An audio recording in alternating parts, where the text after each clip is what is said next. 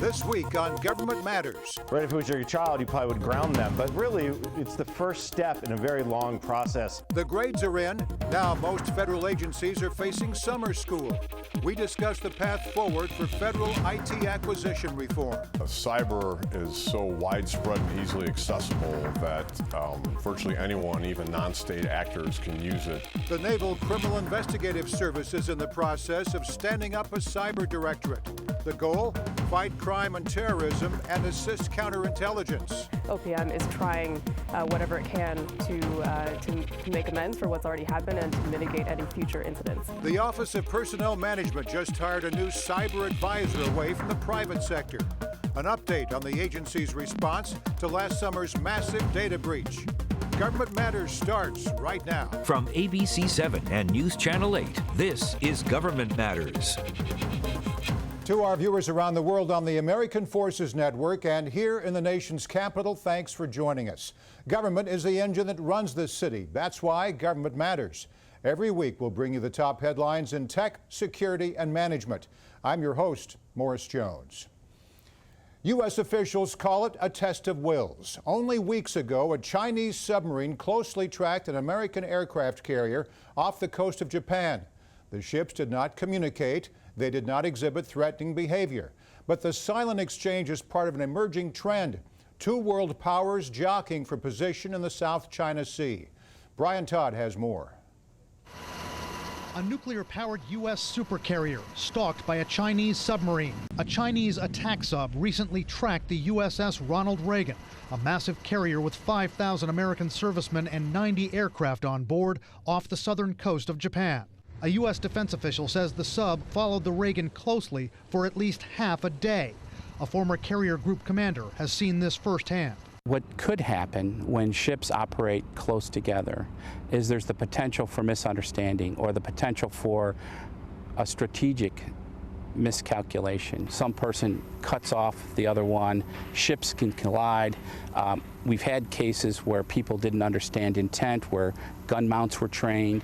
The U.S. official did not say how close the Chinese sub came to the carrier, but says it was submerged the entire way.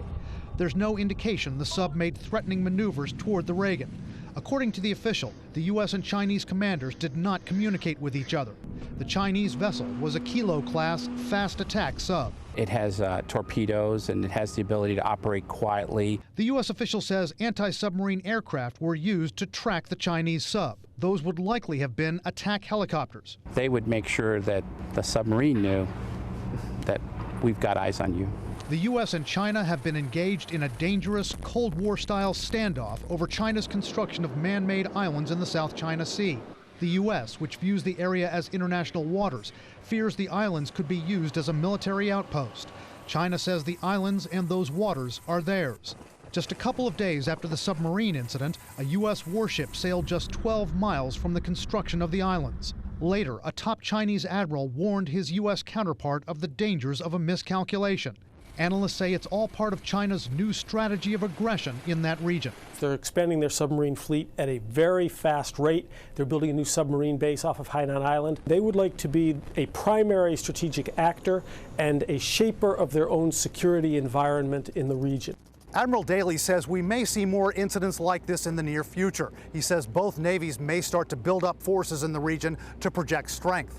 The Chinese have not commented on the submarine incident. Brian Todd reporting. Despite a broad budget deal, the White House and congressional Republicans could be gearing up for another fight. They need to resolve dozens of policy and spending issues if they want to avoid a government shutdown next month. Last week, President Obama signed the bipartisan budget and debt bill into law, but a $1.1 trillion appropriations measure lies ahead. Agencies need that money to stay open, and Congress holds the purse strings. Hot-button issues like Planned Parenthood, the environment, or IRS funding could derail the whole thing. The Government Accountability Office serves as watchdog for Congress and the American people. They study all kinds of issues and produce thorough, nonpartisan reports. Now the GAO will take on a new challenge. Diane Cho has the latest on the Center for Audit Excellence. The Government Accountability Office, often called the congressional watchdog, investigates how federal agencies spend taxpayer dollars. We always knew that we would do a demand-based model, and that demand has been quite high. So high that GAO will offer similar services to state and local governments and countries around the world. We hope to work with domestic and international accountability organizations to provide training in various types of audits, for example, financial audits and performance audits. Their new Center for Audit Excellence will serve as a consulting firm of sorts to help other auditing organizations hold their governments accountable. It's the brainchild of Comptroller General Gene Dodaro. We've had several different international counterparts, other Supreme Audit institutions, and we've also had a few domestic counterparts that have asked for this type of technical assistance or service. The center isn't much to look at. GAO opened its doors weeks ago, but the walls are still bare and the desks are mostly empty. St. Laurent says that's by design. She plans to deploy staffers where they're needed most, outside the agency. It's more efficient and keeps costs down. GAO is not going to be getting new appropriations to fund this mission. We hope to be self-supporting. And so over time, we want to be able to recover our costs and at the same time provide very affordable training to help benefit other audit organizations. The center will rely on retired GAO executives and others to lead each project. That way, it will not distract from their primary mission, working on behalf of Congress and the American people. A key reason that we decided to use former GAO employees to conduct this new mission was so that GAO could continue its routine oversight and audit services on behalf of Congress with its regular staff. For Government Matters, I'm Diane Cho. Let's take a look now at some other names making news this week. Federal News Radio reports Christine Harada, acting Chief of Staff of the General Services Administration, will move to the White House. She'll become Chief Sustainability Officer at the Council on Economic Quality. FedScoop reports Frank Bateman, Chief Information Officer at the Department of Health and Human Services, will step down later this month. During his tenure, Bateman led HHS to the cloud and launched a virtual desktop pilot. Washington Technology reports Lockheed Martin has named a new manager, general manager of the F-35 program. Jeff Babion will take over on January 1st. He's been with the company for 23 years. In Tech Matters, the FITARA report card. This week, U.S. Chief Information Officer Tony Scott and a handful of agency CIOs appeared on Capitol Hill. It was the first of several expected hearings on a landmark law, the Federal IT Acquisition Reform Act. That report card did not paint a pretty picture. Joining me with more is Jason Miller, Executive Editor at Federal News Radio, 1500 AM in Washington. Jason, before we get into the nitty-gritty, let's take a look at the report card itself. The overall grade is on the right-hand side. Most agencies earned a D, 3 earned an F, and red is pretty bad. It covers about half of the board here. What should we take away from all this? It seems like a demoralizing start for FITARA. Right, if it was your child, you probably would ground them. But really, it's the first step in a very long process. And if you think about it, FITARA has only been around a year. The implementation guidance hasn't even been around for a few months now. And agencies aren't even done with their agency-specific implementation guidance. So this report card really is just a baseline. This is the starting point for agencies to really move up from. So you really can't take this as, oh my goodness, how bad everything is, when in fact, this is just the beginning and this is a floor. So how do you build up from the floor? Well, we'll see that in the next 3, 6, 9 months. Good, so the glass is not half empty, the glass is half full. That's good. Future scores will depend in large part on how well agencies improve IT acquisition. Category management plays a vital role in that equation. We recently issued a category management policy to improve the acquisition and management of laptops and desktops.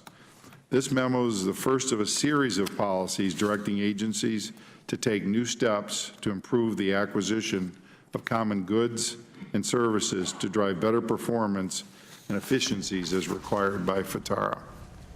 Scott said the first in a series of policies. That begs the question, what's next? A policy on data center consolidation, perhaps? Absolutely. When you heard what GAO said about data center consolidation, they said they were not happy with how agencies are doing. They found something like 11,700 new data centers. The other piece of it is they've only closed about 3,000 of them, and they still have another 2,500 or so to close. So there's a ton of work to be done. And what OMB plans to do over the next 3, 4, 5 months months is really give agencies some better ideas of what it means to close data centers, what they want from that closures. And it's not just all about closing more. So what's really important here is agencies need to also optimize data centers. One of the biggest problems that we've seen time and again within the government is the idea of percentage of capacity, how much it's being used. And a lot of times it's stuck in that 10, 15, 20% range. And really to optimize a data center, you really need to move it to the 70, 80, 90% range. So I think it's a combination of optimization and closing of those data centers. Jason, it's pretty clear agencies still lack reliable numbers on how many data centers they operate. Here's FITARA co-author Jerry Conley. Gotta admit, you surprised me. Off by 3,000. It seems like every hearing we have, we discover another 2,000 or 3,000 data centers. Jason, that's amazing. Why is it so hard to get a reliable number here? You think it wouldn't be this difficult, but really what it comes down to is the definition of what a data center is continues to change. Back in 2011, when OMB really kicked off this federal data center consolidation initiative, they had one definition. Then a couple months later, maybe a year later, they had another definition. And as they discovered more of these data centers, they range from anything from a huge basement where it's 3,000, 4,000, 5,000 square feet to a closet that just has a server and maybe a router or a switcher and maybe a print server. So they're really saying, okay, and that's what this memo is going to do for OMB and the agencies is say, what is a data center once and for all, and then how should they be addressed? Yep, that makes sense. All right, before you go, I'd like to touch on a staffing issue. CIOs move around a lot. They change agencies and go in and out of government. It's so common that we have a regular segment on government matters called the CIO Shuffle. Will FITARA reduce the number of people with that title? If so, is that a good thing? So it's hard to say if it will in the end, because one thing that FITARA did not include was the idea that only one person should have the title of CIO per agency. We've seen places like GSA, the General Services Administration, that had went from something to the effect of 27 CIOs down to 1. But then you have other agencies such as Treasury, which testified, that has 9 people with the title of CIOs, but they have put together a governance council where all those people with those titles comes together. So I think it's going to be on an agency by agency basis, and I think that's one of the things that the White House did push back against when the Congress was putting together FITARA. It's great to have you on the show. Jason Miller, Executive Editor at Federal News Radio, 1500 AM. Thanks again. Thank you. We'll turn from tech to security straight ahead on Government Matters. The Naval Criminal Investigative Service, or NCIS, carries out vital tasks for the Navy and Marine Corps. A growing part of their mission, cyber. Director Andrew Traver joins me for an exclusive interview next.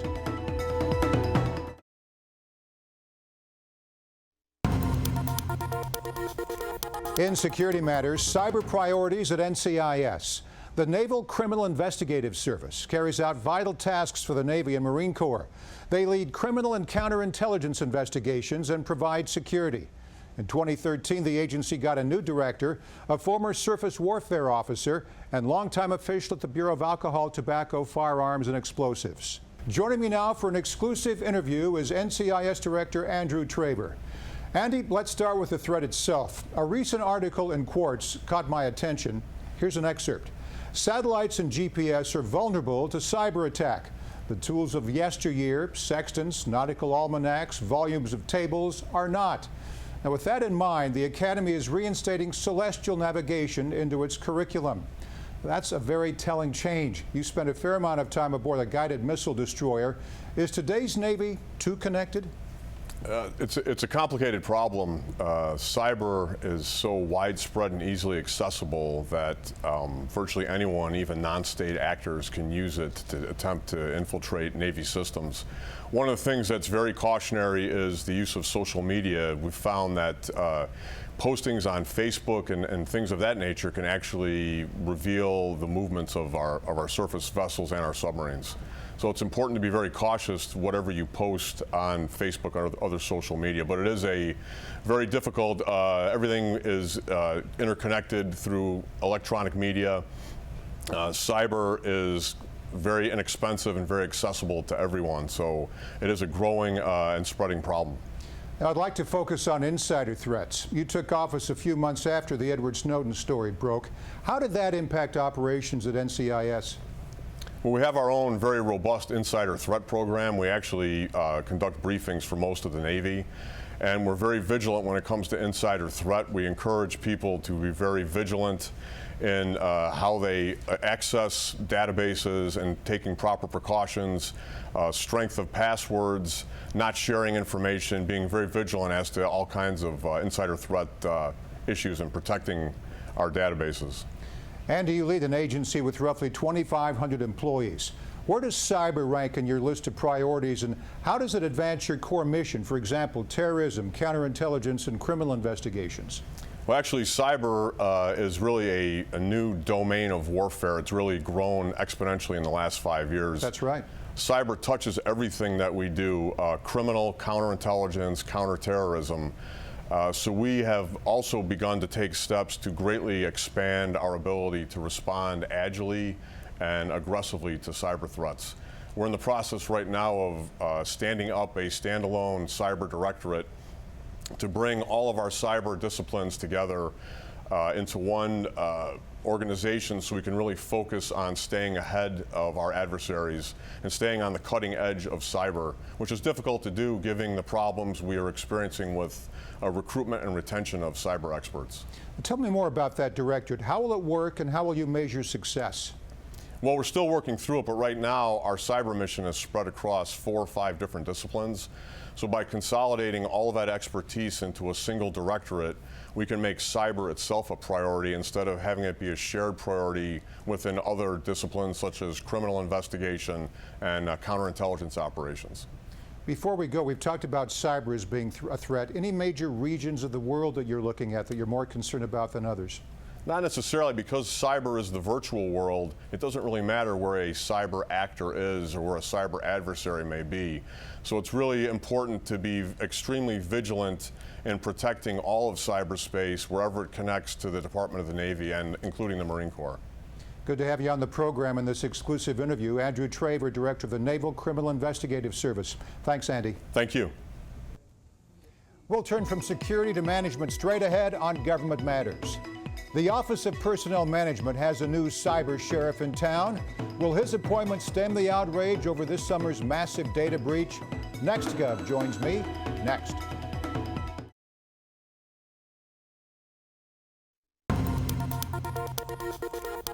In Management Matters, a new cyber advisor at OPM.